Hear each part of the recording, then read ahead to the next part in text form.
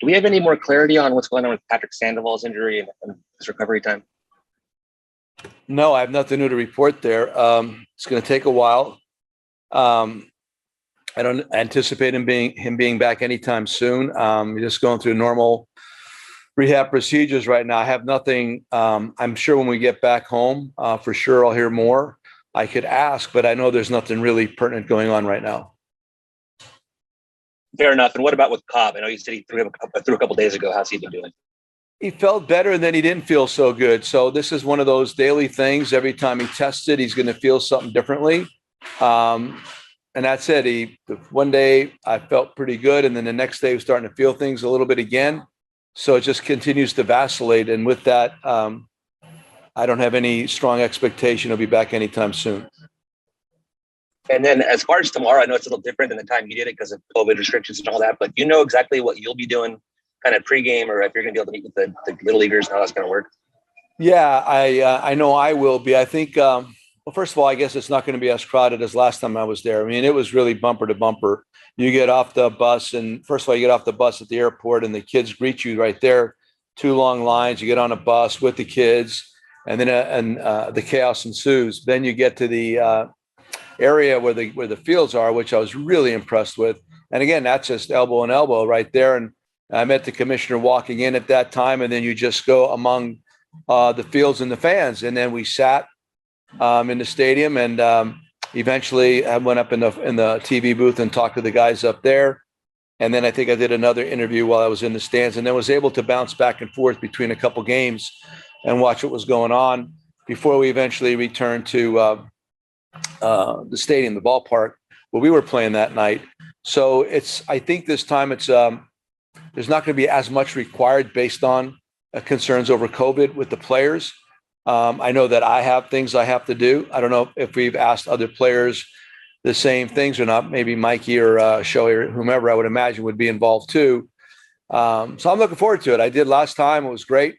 Back home, I mean, when we land there, I feel like I'm pretty much at home.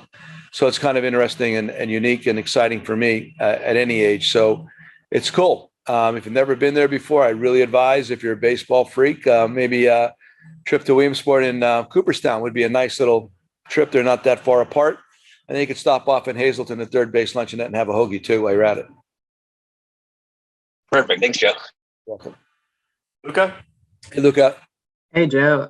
So we talked to Mike this morning, and I just wanted to get, your perspective. He said the main thing that he's kind of dealing with is, the day after he does baseball activities, just, still feeling that kind of soreness and trying to work through that. And that's the main thing, he's trying to get past to, be back on the field. Is that also what you're kind of seeing with him, and how do you think he's doing with that? Yeah, it's exactly right. I mean, he explained that same thing to me too.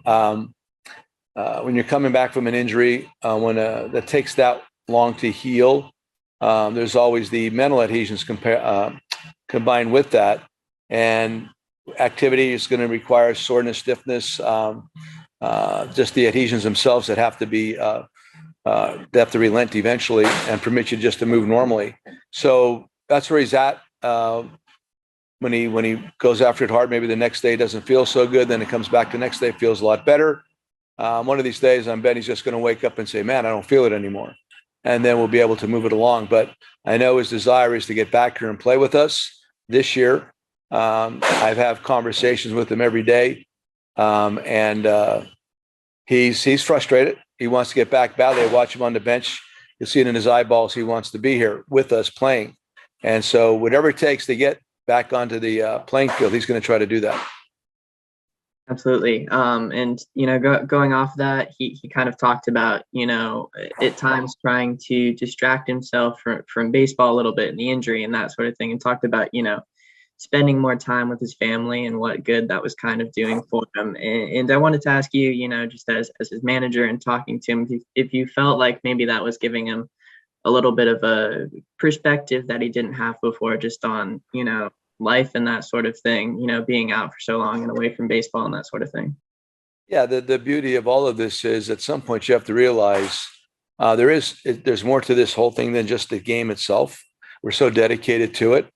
And the way I like to describe it to myself and to him is you need diversions. You need somewhere to park it. You just can't do this 24/7. You'll be consumed. It'll eat you alive, and then you'll stop liking it. I think that's the same with anything else. So my advice to him was just to find something else where he could park it a bit, give himself that latitude to do that. It doesn't mean you're less of a teammate or you don't want it as much. That's not true. We all need to be able to move away, wherever that passion is. I think you see it more clearly when you do that. I think when you come back, it's even more attractive. So that's why all these things are important. And that was my advice to him, whatever that might be. Whether, of course, his family. I know he likes to fish. He's not comfortable playing golf right now, so that's out. Being a reader, I've advised different things with that, but it's up to him. What are these avocations that you want to pursue right now? And I think he's doing pretty well because this guy really wants to be out there badly.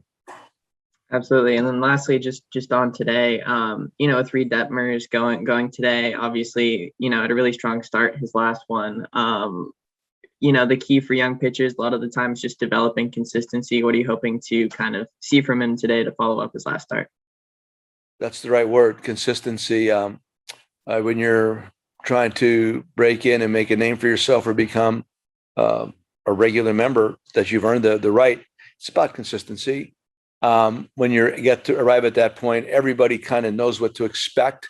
And that's the best way to describe everything that we do with our guys. And I hope from the guys to the coaches and the manager too, is what to expect. And what you know what to expect, and there's a consistency to it that you feel good about. The same guy shows up every day, that kind of stuff. So that's what you're achieving to become, whether it's a pitcher, a manager, a coach. That's exactly what you're looking to be.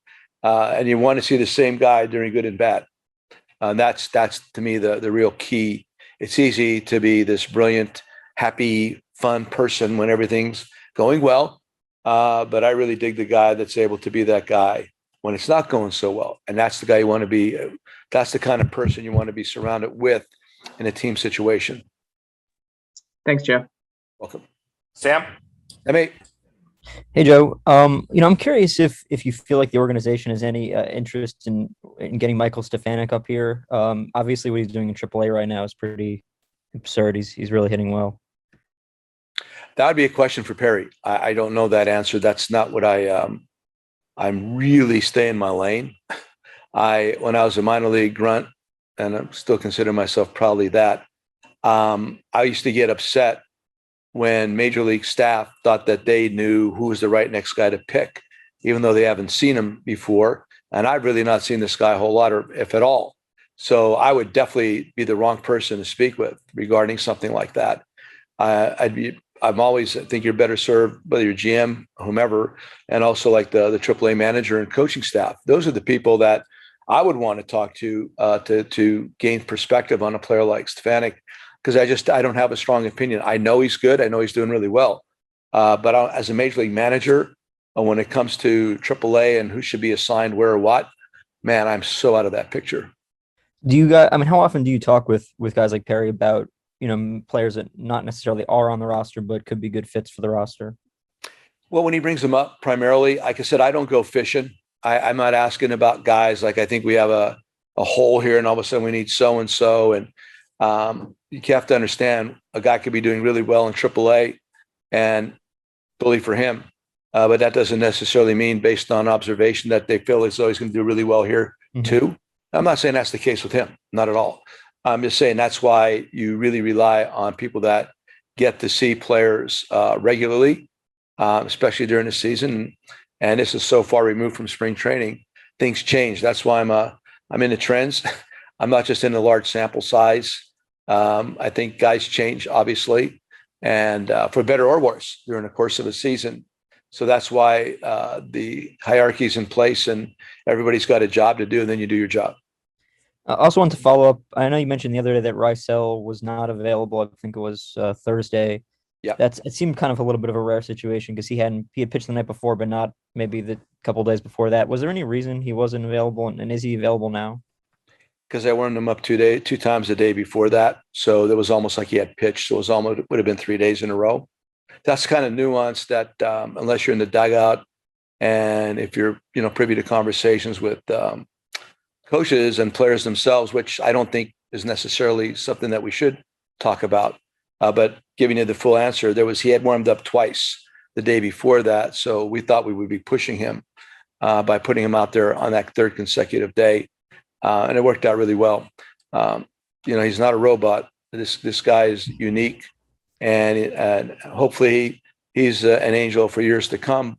But as a manager, always aware of him and his family too, and what's the right thing to do by him. So all that's factored in, but that was the reason. He had warmed up twice the day before. Then he came in, nailed down that win for Shohei. And then as we were walking off the mound, I said to him, "Dia libre mañana, socio." Day off tomorrow. And he smiled. One last guy I wanted to ask about is Chris Rodriguez on the injury front. Do you guys have anything on him and how long he might be out? I don't. I'm sorry, I don't. I don't have anything on that at all. No worries. Thank you, Joe. You're welcome. JP. Morning, Joe. Morning. Going back to Cobb for a second, it sounded a little ominous. What's the likelihood that his season is over at this point? I don't think it's raining yet. It's definitely not thunderstorming yet. Okay. So I'm just waiting. I mean, this is the kind of thing that it could just shift like that to the positive. Like I said, he just felt better, so maybe he had went out and through and just got a minor re-irritation. I don't know, but that's one thing that we'll continue to monitor, obviously. And I'm not getting awful reports. It's just that it's feeling a little bit better, then maybe a little bit backward. And I haven't even found out what it felt like yet today. I know this is another guy that's motivated to get back out there, so we'll just play. This is truly a day-to-day situation, and then try to keep you apprised of it. But I really want to get him back. And do we know what's causing the inflammation? And is this something that he might have to address in the off season with a procedure of any kind? The testing was there was nothing really showing up in the test that had been done, scans or whatever that had been done. So they've been I think I mentioned this earlier. Adam was trying to get creative in regards to how to treat it. Adam and the medical staff, just to see if there was something that just needed to be loosened up somehow. And that's what they've been doing. So at this point, there's been no long-term plans regarding any kind of procedure. We're just trying to get him back pitching as soon as possible. Okay. And I know we're going to get the Baltimore rotation here soon, but just generally, are you thinking to roll with a 5-man rotation and use Monday's off day to give everyone an extra day? Yeah, that's a definite possibility. Yes. Quintana available today by any chance? Yeah, he should be. I'm going to check with Weiser, but we had talked about that in the dugout yesterday. Okay. Thanks, Joe. Welcome. Got a follow-up from Sam? Sam. Hey, just one real quick one. Quintana, do you know if you're going to use him? I guess if he's available today, probably not. Do you know if you're going to keep him in the rotation at all? We're gonna, like I said, we're gonna roll him back into the pen for right now. Okay. And just brought up the fact that we have the off day, which permits us to be more creative with the rotation on the other side. So none of that stuff has been penciled in yet, but I'm going to check with Weiser, like I said, and see if he's available today. And if he is, if we need him, we use him. Okay, thanks. You're welcome. All right. No other hands up. So that'll be it for today, guys. And see you.